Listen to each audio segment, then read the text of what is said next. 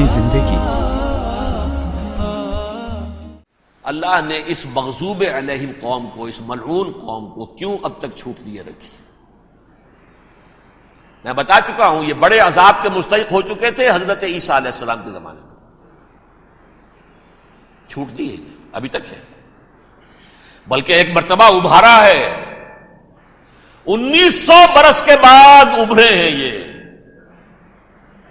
Balfour declaration 1917 سن 70 عیسوی کے بعد، تقریباً 1900 برس، 1850 برس تو ہے ہی کم سے کم۔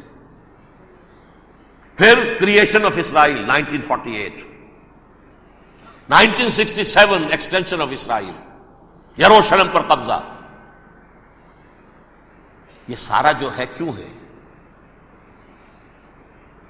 اللہ تعالیٰ اس خیر امت محمد صلی اللہ علیہ وسلم، اس کے بہترین حصے کو سزا ان ملعونوں کے ہاتھوں دے رہا ہے۔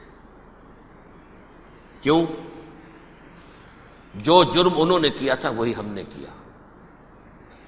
انہوں نے اللہ کی کتاب کو پیٹھ کے پیچھے پھینکا، نبذ فریق من الذین اوتوا الکتاب کتاب اللہ وراء ظہورہم، ہم نے اپنی پیٹھوں کے پیچھے پھینکا کہ نہیں؟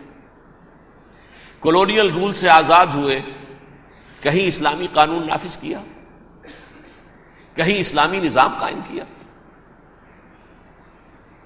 تو جو جرم ان کا تھا وہی ہمارا ہے، اور ہم خیر امت ہیں، اور ہمارے میں سے خیر ترین عرب ہیں، ان پر اللہ کا فضل، ان کی مادری زبان میں اللہ کی کتاب موجود ہے۔ پھر انہوں نے اللہ کے دین کو پیٹھ دکھائی۔ جو ملک آزاد ہوا کولونیل رول سے، یا اس نے قبلہ کر لیا اپنا ماسکو کی طرف، یا کر لیا واشنگٹن کی طرف، کسی نے مکے کو قبلہ بنایا، یہ بدترین سزا ہے۔ ویل للعرب من شر قد اقترب۔ اور ترمذی شریف میں تو یہاں تک روایت ہے، من اقتراب الساعۃ ہلاک العرب، قیامت کے قرب کی ایک نشانی یہ بھی ہوگی کہ عرب ہلاک ہو جائیں۔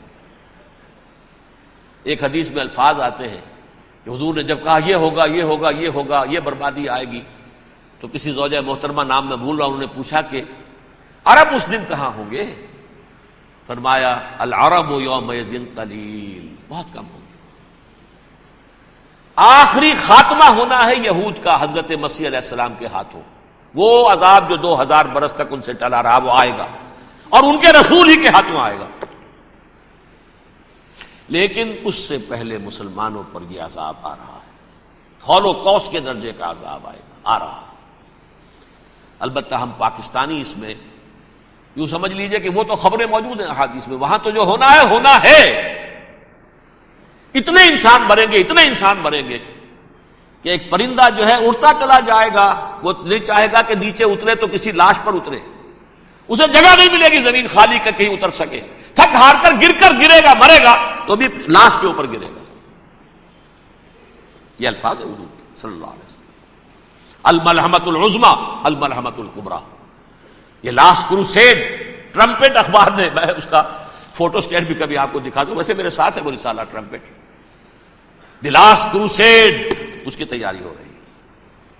وہ الملحمۃ العظمی اور ملحمۃ الکبریٰ جو ہے وہ آنے والی ہے۔ ابن ماجہ میں کبریٰ کہا ہے، اکبر کا مؤنث کبریٰ، ملحمہ کبریٰ سب سے بڑی جنگ، اور ملحمہ عظمی سب سے عظیم جنگ، یہ ہوگی اور بہت جلد ہوگی۔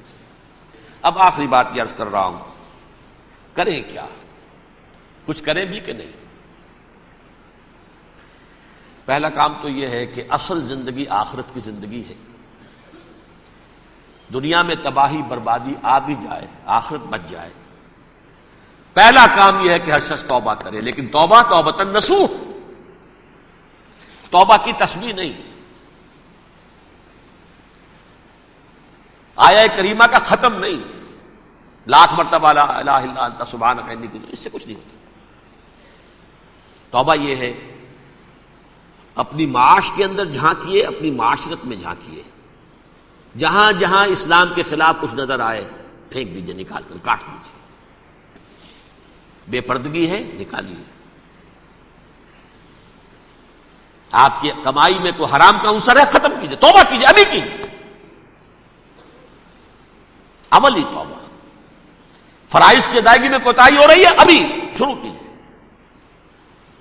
اللہ کے دین کے غلبے کے لیے جد و جہد، ان صلاتی و نسکی و محیایا و مماتی للہ رب العالمین لا شریک لہ وبذالک امرت وانا اول المسلمین، بڑھیے آگے۔